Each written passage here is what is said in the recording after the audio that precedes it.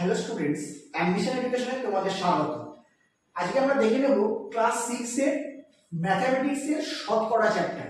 তোমরা জানো যে ম্যাথমেটিক্স এর ক্ষেত্রে শতকরা একটি খুবই গুরুত্বপূর্ণ অধ্যায়। ওটা না শিখলে অঙ্ক শেখার কিছুটা ধাপ কমে যেতে পারে। তো দেখে নিই প্রশ্নটা। একটি পরিবারের মাসিক আয় 25,000 টাকা।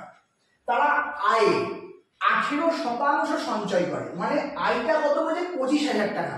এই 25,000 টাকার 18% সঞ্চয় করছে। সঞ্চয়ের পরিমাণ কত? চলো দেখে নিই, অঙ্কটা সলভ করি আমরা। পরিবারের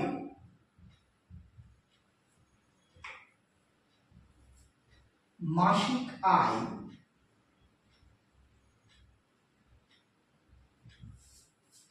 সমান সমান 25,000 টাকা।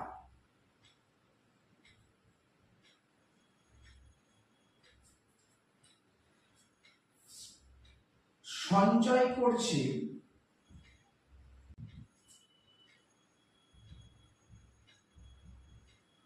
18%। সুতরাং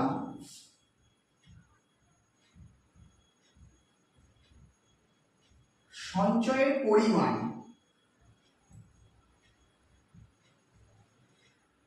আমাদের বলছে সঞ্চয়ের পরিমাণ খুঁজতে হবে, মানে 18%টা 25,000 কত টাকা, 25,000 কত টাকা 18%, এইটা আমাদের খুঁজতে হবে। তাহলে আমাদের কি করতে হবে না, 25,000-এর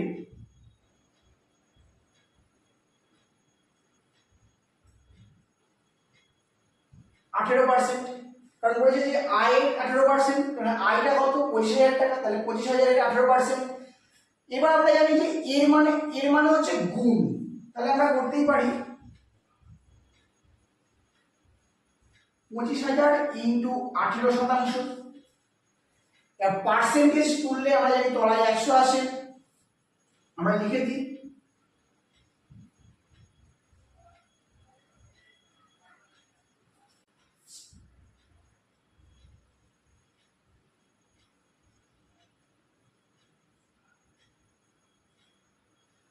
তাহলে 25,000 গুণ 18/100।